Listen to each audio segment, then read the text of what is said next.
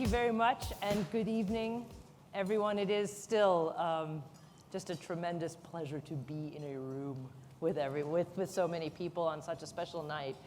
I'm going to ask for your forgiveness at the beginning here because I spent all day yesterday with my two kids at Six Flags, screaming my soul out of my mouth, going down roller coasters that were 240 feet high, 65-degree downward incline, 77 miles an hour. You have not lived until you've experienced that. So if I sound a little scratchy, you'll have to forgive me in advance. But I would like to start, obviously, Congressman Raskin and Professor, I promised you I wouldn't say those. So Jamie and Sarah don't really need any introductions, but I would actually like to start with an ovation for both of you because, yes.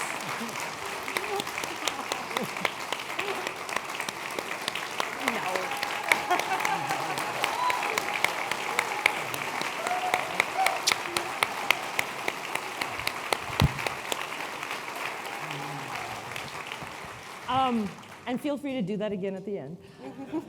Because we, over the past several years, at least in my opinion and observation, this nation is as one of the guests on my show a while ago described as an epochal moment, right? We are every decision made by people in Washington, by everyday Americans, by the people in this room will have a measurable impact on the nation that we choose to be.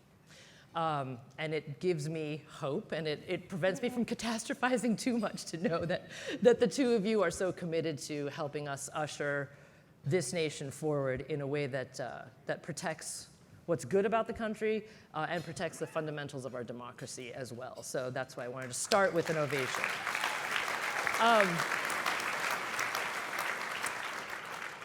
So one thing comes up over and over again in almost every conversation that I have had in the past couple of years, largely because of the pandemic, but it's this question of fragility versus resilience. And it seems as if over the past several years, we've had inescapable evidence that we have to question the resilience of almost every major system that influences our lives. Our system of democracy, our financial system, our political and social and economic systems that play into the environment, the literal physical environment that we all live in vis-a-vis climate. So how would you describe, what is the state of fragility or resilience, and Congressman, I'll start with you, of our democracy? Thanks for having us here. I dispensed with the niceties for today, but because we don't have let me start on a personal note, which is when I was growing up, my dad used to say to us in our family, when everything looks hopeless, you're the hope. Yeah. And I feel like the resilience of all of our institutions ultimately will be grounded in the hope and the willingness of our people to fight. And that's true of the political system, democracy, and it's true of the economic system, which is why I'm so gratified to be invited here, even if it's basically through Sarah that I got invited, but because I believe the people in this room are part of a movement really to get back to the roots of Adam Smith's vision of what a free market would really look like. Remember, Adam Smith, before he wrote The Wealth of Nations in 1776, the same year that Tom Paine wrote Common Sense and Jefferson wrote the Declaration of Independence, Smith had written the theory of moral sentiments. And for him, that was in, I think, 1759. For Smith, capitalism or free market relationships were all part of a liberal Enlightenment project where the economy would be absolutely bounded by and infused by moral principles. And so the people in this room are fighting, I think, for Adam Smith's original vision of what a free market economy would look like. And just the way I feel like I'm fighting on the political side for the basics of democracy, of governance by the people. And I think the vast majority of Americans, I've been traveling around the country, the vast majority of people are for a strong democracy, not for insurrections and coups and political violence and electoral sabotage, but people really believe in constitutional democracy. Our problem is that we have a series of anti-democratic instruments that are interfering with that, like voter suppression, gerrymandering, the use of the filibuster to block the majority will, the Electoral College, which has given us 5 popular vote losers as president twice in the century. So, for me, it's all about human beings recovering what the roots of these institutions really are. And what about for our financial system? Yeah. I mean, how resilient is it right now? So, first of all, Meghna, this is a treat to be able that we get to talk to you. So Jamie talks about, this notion really of political resilience, democratic resilience.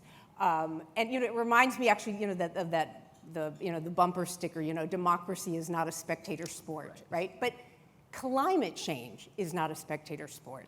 It is something that we are all absolutely now experiencing firsthand. And so it's not anything abstract. It is front and center. I mean, the events that we are experiencing, that communities are going through, are just extraordinary. And so this brings us to the notion of how resilient are our markets and our economy really to this constant buffering of unpredictable and volatile and exponentially harsher sets of events, right? And so from our grid to our communities, to our supply chains, I think that we are getting buffeted with events that are hitting us and hitting our resilience hard. Okay, so, and this has ramifications. I mean, not just for, how do we sort of build, sort of rebuild a community, but how do we build one in the first place? Right. How do we actually imagine an economy that can make it through what is upon us? Yeah.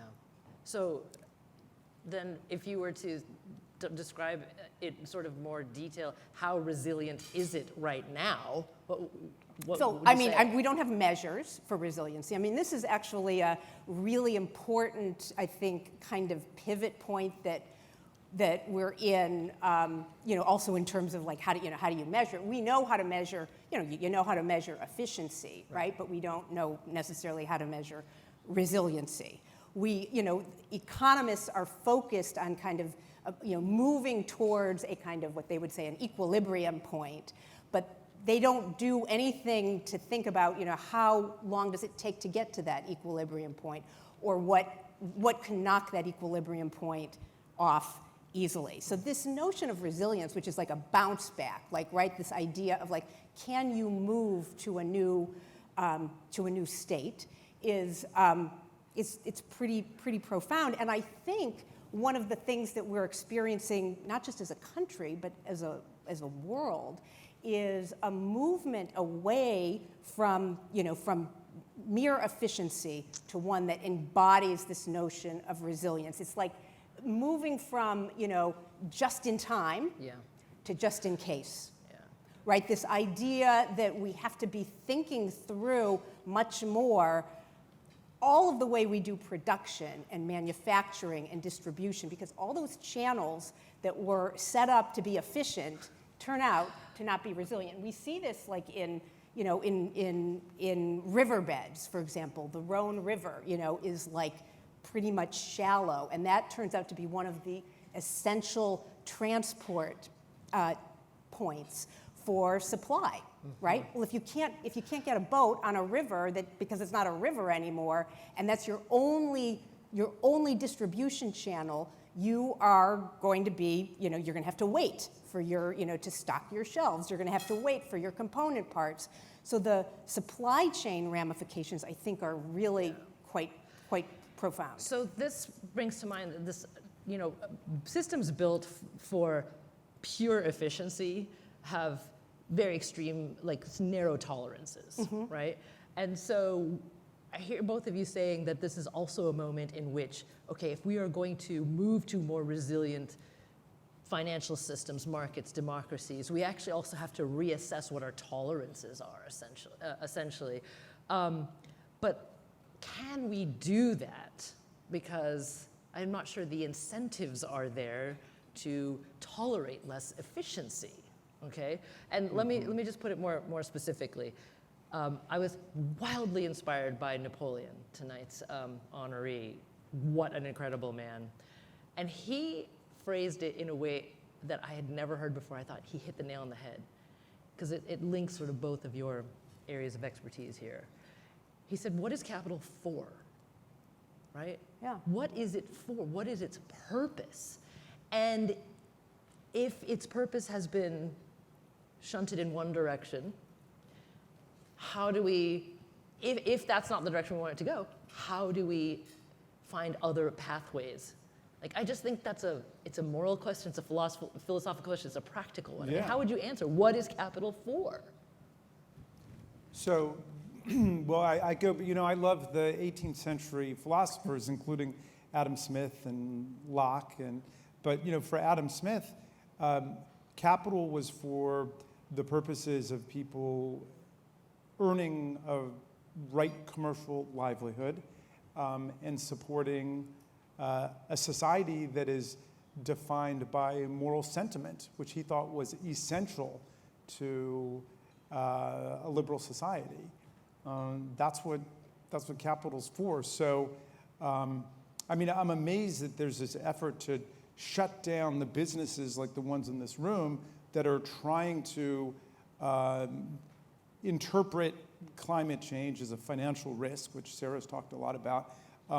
But there's an effort to say there's something improper about that by the same people who insisted that corporations have to have a right to give as much money as possible to their campaigns. And I feel like they're, I feel like they're sort of a victim of a boomerang of their own argument now, because if any of you guys are targets of a lawsuit related to anything you're doing to incorporate climate change in your analysis, your planning, I would love to represent you, because there's a very clear Supreme Court decision that defends whatever you want to do on whatever free speech grounds you assert. Citizens United says that the corporations have a right to engage in political action and political speech. It was an amazing thing for me when this whole attack first began, and I saw my colleague, Senator McConnell, say, well, the corporation should stay out of politics. Well, except for campaign contributions, the corporation should stay out of politics. We don't want them there, which is, it's extraordinary to me, because the principle there is that, well, capital is for the purposes of supporting a political program, which in his case, I think, is united to allowing destruction and despoliation of the earth. But corporations cannot be involved in trying to rescue the earth or protect the environment, which is, to my mind, a breathtaking argument that somehow you're stepping out of bounds if you're actually trying to make things better in the world. But if you're trying to exploit resources as much as possible, well, then they're going to protect you. Mm-hmm. So, what's capital for? That's up to us. But I think capital should be for building a strong democracy and a healthy society that meets everybody's needs and allows some people to get really rich if they want to. So,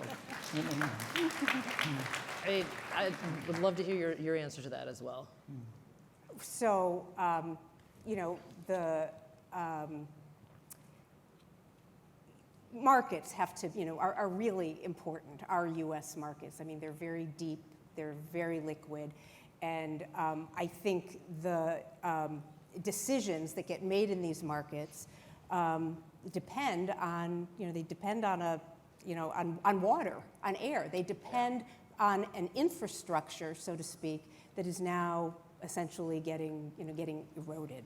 So we need, I think, for proper functioning, to be thinking through the climate impacts in a much more urgent way than we have been. Historically, these things have been taken for granted, and they're not built into models, they're not built into certainly into the analysis of how good decisions get made, and certainly they have not been taken into account in terms of projections. And I think that has to change. I mean, and it has to change really quite quickly because we are in the midst of this crisis now. Yeah. So this is where the question of governance, democracy, markets, and the role of corporations really, in my mind, come together. And forgive me, I'm just looking at my notes here because I want to be sure I get this right. And I'm also a little behind on the news, so Sarah, I'm going to ask you to be sure I say this correctly, because back in March of this year, I was looking at the SEC proposed climate risk disclosure rules that would require companies to disclose information about financial and business risks posed by climate change. And I think, as far as I can see, a final rule is expected in November, so possibly next month, right? Now, the reason why I bring this up is because I see thus far, in most cases, where the federal government decides to nudge, it's still nudging in terms of, well, Corporation X, you should actually do this because it's in your best interest. The direction of interest is toward the corporation or toward the business, right? So what are the financial and business risks posed by climate change to me, S Corp Magna? I understand self-interest can be a powerful tool for change, but I don't think it's effective enough in this case. I mean, you're talking about the purpose of capital. How can we, is it possible at the federal level to nudge in a direction of, well, you ought to do this, corporation, not simply because it's good for your bottom line, but because it is for the common good? That maybe we ought to disclose much more transparently how our actions are contributing to climate change. Is that possible? So disclosure is really a very important mechanism by which investors, communities, common good gets to know kind of what essentially this company is doing, and but it's an important tool, and there are different theories as to how it can be effective in climate in particular. I mean, one idea here is, of course, that when you disclose your risks, you essentially are making signals about what the cost of capital should be for that entity, and investors need to know that information. And investors, by the way, all of you and all of us, I mean, we're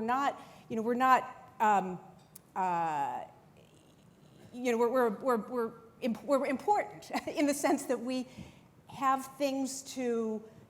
We want to know how essentially what we're going to invest in, how we're going to build things, and how capital is going to get essentially allocated to important projects. So the cost of capital becomes, I think, an important mechanism, and disclosure actually enhances the ability to get that cost of capital done correctly. Now, is it at all complete?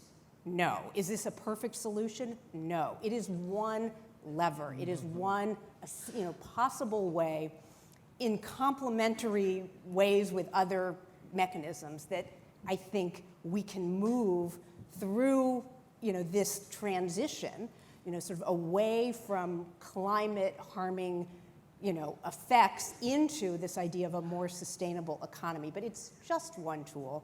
And you ask what can be done at the federal level. It's more than the federal level. Right. I mean, there's a lot that can be done at the federal level, and there's quite a bit that can be done and is being done at the state level and at the regional level. So it is this multi-factored approach, but there's a lot that can be done, and a lot that I would argue has been untapped. Well, so let me follow up with that, with you, Congressman, because as I'm thinking back over the question I just asked, I'm like, wow, maybe what I asked is actually impossible, because like asking a company to disclose what its impact on climate might be versus how the climate would be impacting the company, maybe that involves too many externalities to actually put some quantifiable disclosures around. But I mean, in a sense, we've kind of done it before. With clean air. we as a nation said, well, for the common good, for the air that we breathe, we're going to ask companies to change their emissions. Right. The battle is tougher over carbon emissions, granted, but it's not unheard of to say, actually, we are going to ask you to act for the common good. So can we do that more with climate? Well, of course. I mean, the climate is a classic tragedy of the commons problem, because the climate is something, who owns the climate? Nobody owns the climate, and so everybody kind of dumps on the climate, or there are certain industries that I guess we're all implicated in to a certain extent that have undermined the climate and thus the habitability of the planet for our species. So now we're at a point when we recognize the tragedy in the tragedy of the commons, and we're getting it in hurricanes and forest fires and drought and rising ocean levels and flooding and so on. And so, we have investors and businesses who are saying, well, this is one, a financial risk and a problem for us. We're going to take it into account for ourselves. Two, we care about the species. We care about the survival of our country, of our world. But that's not enough, and it's never been enough, and that's what government is for. And in a democracy anyway, that's what government is for. And that's why we come back to the whole question of democracy in America and around the world versus the autocrats and the kleptocrats and the theocrats and the dictators and the bullies who aren't going to save us from climate change. I mean, they talk about it behind closed doors because they understand it, but they think they're going to be able to shelter themselves from it and build gated communities to protect their own families and their own companies. Or go to Mars. Or go to Mars. Or go to Mars. But the reality is the struggle for democracy is the struggle for climate action. It's the same thing now. It is only responsive, accountable, transparent, democratic government that is going to be able to take the steps we need to preserve the Earth as a habitable place for human beings. And that's why I am proud of the Inflation Reduction Act. And I'm proud of the Infrastructure Act. I'm proud of both of those, and there are important climate components built into them. So we're going to need the markets acting in the greatest Adam Smithian tradition of enlightened self-interest, at the same time that we're going to need to wage this fight, the fight of our lives for strong democracy in America against those who would undermine it for their selfish agendas and purposes. So there's obviously a profound sense of urgency, right, around these questions. And Devashi, did I say your name correctly? Is it? Yeah. So Devashi and her generation, and today I spoke with a young woman on my show. She lives in Sacramento, 33, and she said clearly, there's no fire season in California anymore, right? It's just fire year-round. And she was talking about how even her brother had to move an hour away from their parents because just that area near Sacramento where they live was just getting too dangerous. So the time is now. I have a constituent who works for the U.S. Forest Service who says that they should change UFSS to stand for the U.S. Fire Service. Yeah. And that's just one way in which we can see the urgency is profound. So we only have I was telling them earlier when we had a call about this conversation last month. I was like, the heartbreak is that we only have 25 minutes. But the people in this room are predisposed to taking action, right? For as long as it's challenging in Washington to move with the sense of urgency that we're all feeling, I think we have to also look outside of Washington. And I'm grateful that everyone here wants to continue to work towards better markets and a better climate. But my question to both of you is, what would you tell the business leaders who are not in this room, right? How would you, and Congressman, I'm just going to steal a phrase from you, how would you put more steel into their spines? So, first of all, I think that there is a momentum and an excitement regarding how the economy is now moving and the opportunities it presents. So whether or not you believe in, in climate as a social good, whether or not you care about the common good. There is an investment excitement that is pervasive, and by the way, is being helped significantly by the Inflation Reduction Act. I mean, the tax credits and incentives and real important, carrots that are in that legislation. And by the way, a legislation that gets you get those credits enhanced if you go into low and moderate income communities. So you get this, extra kind of benefit. I mean, the investment potential of where we are now, both in terms of where demand is for these, for really new solutions that are going to be more resilient and durable and essentially give us a better quality of life. That imperative combined with this notion that the government the federal government has put a really big foot in the water here. Things are moving. There is a momentum, and an exciting momentum that from an investment potential, I think is just irresistible. So that would be kind of the message I would give to the people who could care less about what's going on, generally, in terms of the climate. Take advantage of the potential offered to I you. think so, Okay. yeah. Congressman? Well, before there was a big lie about the 2020 election, there was a big lie about climate. And I had a colleague, I'll tell you a story from Texas, who I liked very much, a Republican from Texas who was the chair of the House Committee on Science, named Lamar Smith. And one day we were sitting in the Judiciary Committee, and I said to him, Lamar, we can disagree about taxes and abortion and lots of things we'll disagree about, but on climate change, you guys have got to get serious because this is about the whole future of our species we're talking about, and so you got to put away the nonsense. And he said, well, Jamie, he said, you got your scientists and we got our scientists. And I was like, wait, that's not how science works, right? It's not like rival party teams. And so we were at a computer and I took him to the websites of all of the beautiful scientific installations in Maryland's 8th District, NIH and NOAA and FDA. And I said, if you look, all the professional scientists agree that climate change is real. We got to plan for it. And he goes, well, I'll tell you this about, I don't want to get in a big fight with you, he said, but I'll tell you this about professionals. Professionals built the Titanic. Amateurs built Noah's Ark, okay? So then I thought about that for a second, and I said, well, do you want an amateur flying you back to Texas this weekend? Or, but then I realized, and this is a really sweet, lovely guy, born in Boston, incidentally, Christian scientist before he moved to Texas.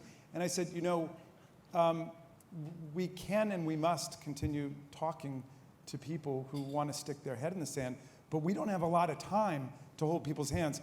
We need to get together and act amongst the people who understand the problem effectively as quickly as possible and have them come along as they see what's going on, as they see what's happening. Because we just don't have that much time. So what about, I'm going overtime.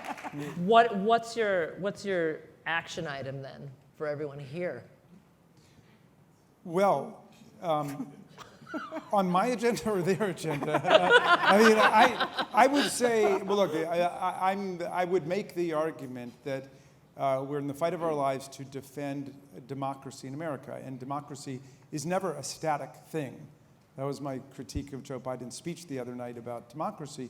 I mean, democracy is always something in motion. And Tocqueville saw that when he wrote Democracy in America. He said, democracy and voting rights are either shrinking or they're growing. And we got to get back on the growth track. And so I have a whole program of about a dozen things. But I'll give you one example. In Washington, D.C., there's 713,000 tax-paying, draftable U.S. citizens who are the only residents of a national capital on planet Earth who are not represented in their own parliament. It's time for D.C. statehood in America. And it's time for statehood for 3.5 million Americans who live in Puerto Rico, who are right in the eye of the hurricane and have experienced multiple times now the bitter price of colonial disenfranchisement. They need to have their statehood. We need a constitutional amendment on the right to vote.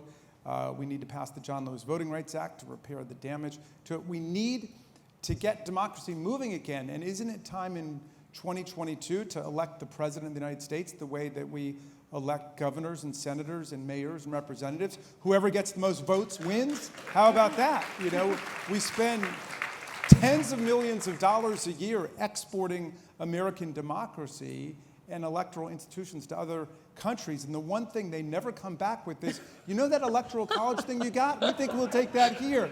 You know, and Jefferson talked about this. Jefferson said he deplored the sanctimonious reverence with which some people look at the handiwork of the founders instead of objectively analyzing what they did and then seeing how it matches up against our own experience. And the vast majority of the amendments we've added, of the 17 amendments we've added since the original Bill of Rights, have been to change political institutions and to expand voting rights to make America a more perfect union and more based on the idea of one person, one vote democracy. Yeah. So I'm with John Dewey, who said that the only solution to the ills of democracy is more democracy. Right. And what we're suffering from today is impediments to democracy, not democracy. Well, I'm getting a lot of looks from people saying we should wrap up. But I do actually, I do want to ask you that same question. Your marching orders for this, for the group of people here. Well, you know, it is. You can see the complete ditto. Political rights and climate. I mean, essentially, the momentum, I think, is strong. It is moving.